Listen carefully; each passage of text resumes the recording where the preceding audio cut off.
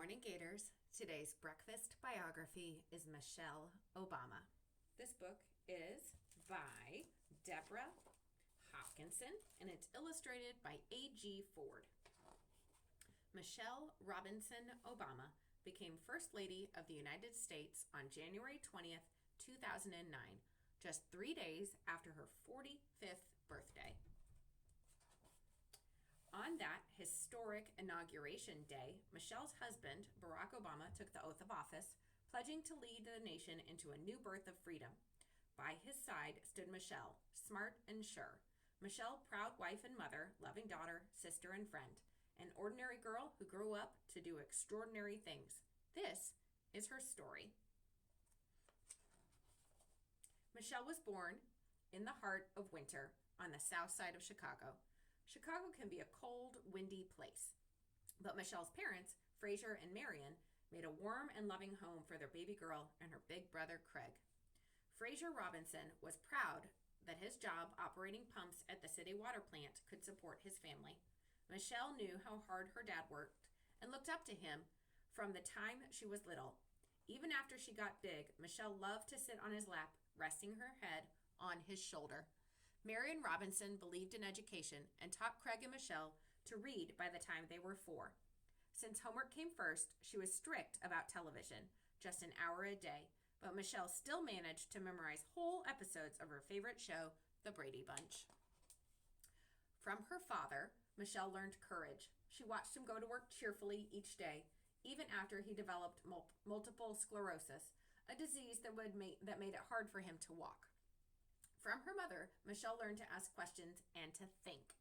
Her mom taught her to believe in herself, to learn from mistakes, to follow her heart, and to get things done.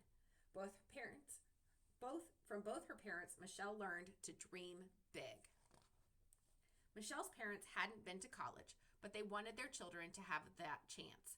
Saving for education came first, even if it meant they lived simply in a 1-bedroom apartment on Euclid Avenue. They divided the living room to make separate spaces for Michelle and Craig, with a small shared area for reading and studying. The Robinsons might not have had a fancy house, but they had one another. The family ate dinner together at night. Michelle loved macaroni and cheese. They enjoyed reading and playing games, Monopoly, Chinese checkers, and board games.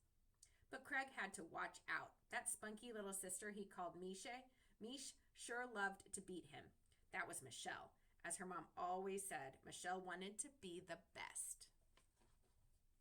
Going away to college might have seemed a big dream for a working-class girl from the South Side, but Michelle knew how to stick with things, whatever it took, and she never gave up.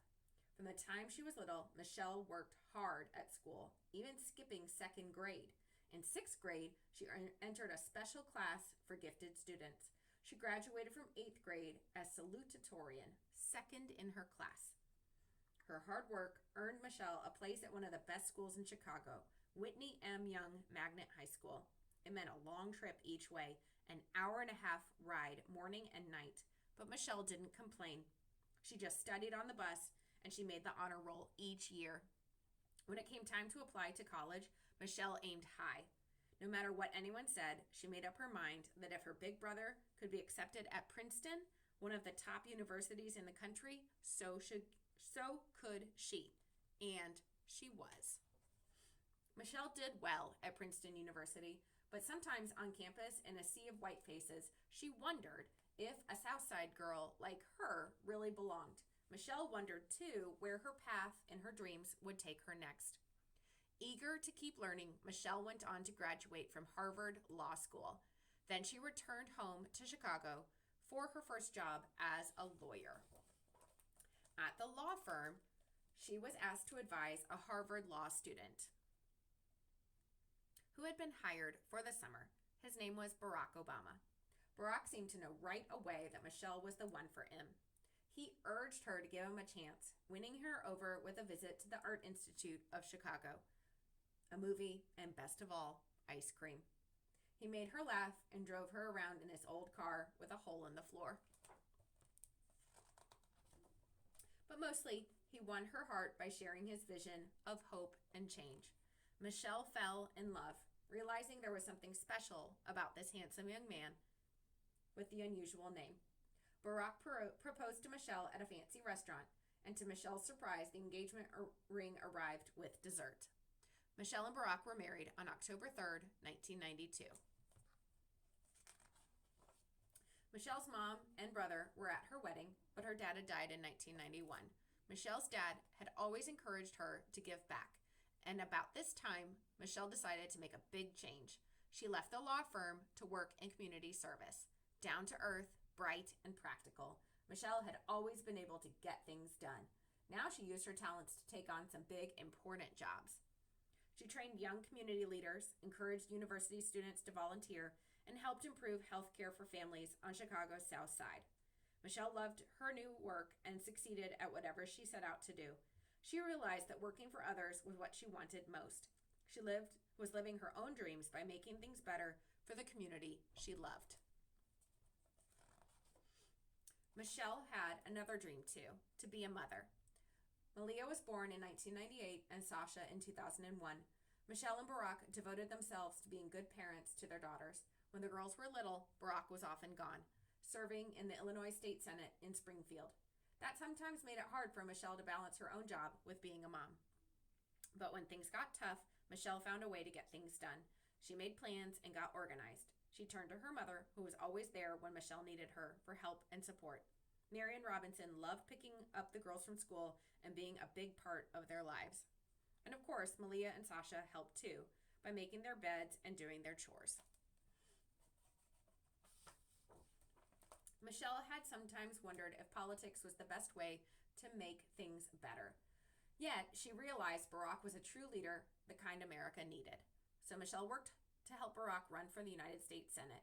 When he got the chance to make a speech to the whole nation, Barack's words of hope and change electrified people everywhere. Soon he was off to Washington, D.C. as a new senator. Sometimes dreams take us places we never imagined. Just a couple of years later, under a bright, cold winter sky, Michelle found herself beside Barack at the old state capitol in Springfield, Illinois. There, where Abraham Lincoln had once stood to speak, Barack Obama announced that he would run for president. In the long, hard months that followed, millions of people across the country took up Barack's rallying cry of change. Yes, we can. When Malia and Sasha stayed home with their grandmother, Michelle made short trips to help Barack campaign, speaking to crowds large and small. She spoke about possibilities, of her own dreams as a girl from a working-class family, and the confidence her parents had given her to make good choices. She spoke of how each child in America deserved a chance to excel and of the needs to make life better for struggling families. And she listened, too. She listened as people shared their fears and hopes and their trust that Barack could bring all American families together. And then people voted. They were old and young, women and men.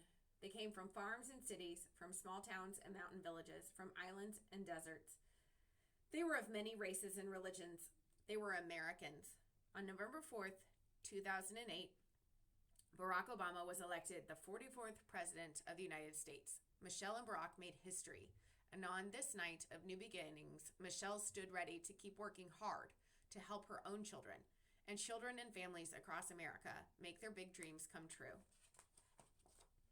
And so it was that on January 20th, 2009, Inauguration Night, all eyes turned to her, tall and graceful, bold and beautiful, Michelle Obama, First Lady of America. There's an author's note at the back. We have other books about Michelle Obama in the library that you could place on hold and I could check out to you and put out front for you to pick up. Thanks for listening to our breakfast biography this morning about Michelle Obama Gators. Have a great day.